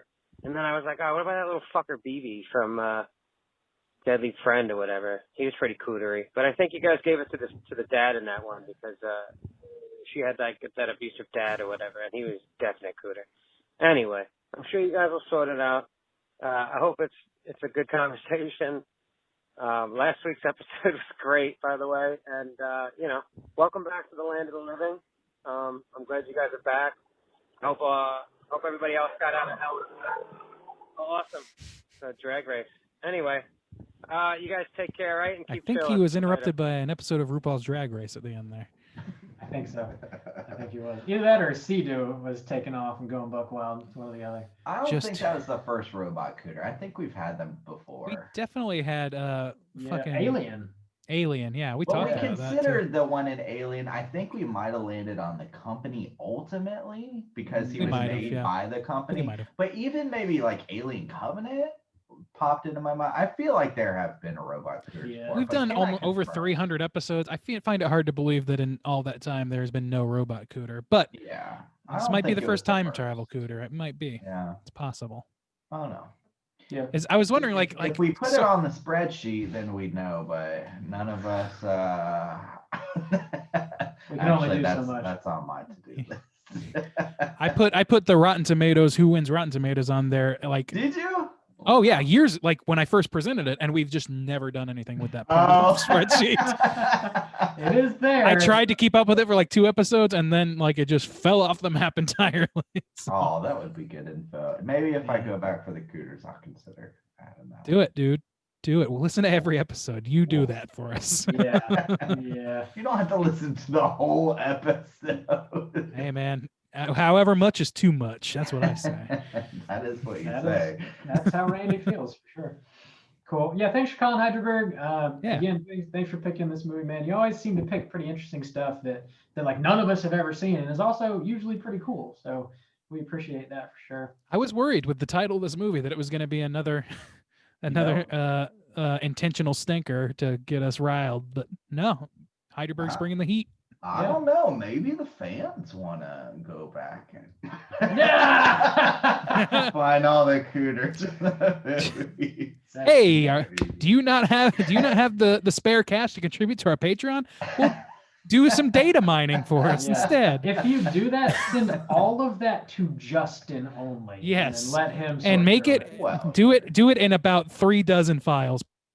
Yeah. Don't make it very cohesive at all. Don't Please. make it easy to go through. Make it as difficult as possible, please. Yes, please. No. And thank you in advance. But yeah, that's going to do it for us this week at Straight Chilling. If you would like to call in and let us know what your specific kink is, hit us up at 904-638-3231.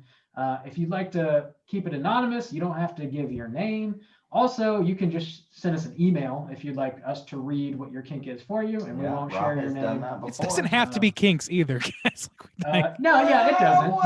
But well, that's we're bringing it back. We're gonna roll with it for maybe 2-3 weeks, whatever. I don't know. We'll see. God anytime we don't damn, have 2-3 weeks. That's what we did last time. People yeah, kept we calling did in. it. Yeah, people need to know. But Yeah. also, too, and most of the time we roll with it when we don't have any better prompts. Yeah, it's been a while. It's been a few months, 6 months at least. I Yeah, it's been about 6 months. I Yeah. feel like. But yeah, if you have something else to say, you can still call on and say it. You know, if you don't want to talk about kinks, that's cool, no problem. We're definitely not here to voicemail shame in any way. No shape, or king form. shaming. That's what the boys live by. I'll shame a voicemail from time to time. Well, we'll shame you back, Randy. No, we won't. Sweet, We sweet, don't- sweet. We don't shame. But yeah, call in, leave us a voicemail. We'll play it next week. We're gonna be back next week with a brand new show. We're gonna be talking about a new release of 2021. This movie is called Synchronic. This is a Justin Benson, Aaron Moorhead joint. It is, you can buy it digitally right now. You can rent it digitally on Tuesday, and you can also buy it on Blu-ray and DVD on Tuesday. So it's on VOD and disc, anywhere and everywhere. Slam your eyeballs into that. Get ready for next week's show, Synchronic. Until then, Chronic.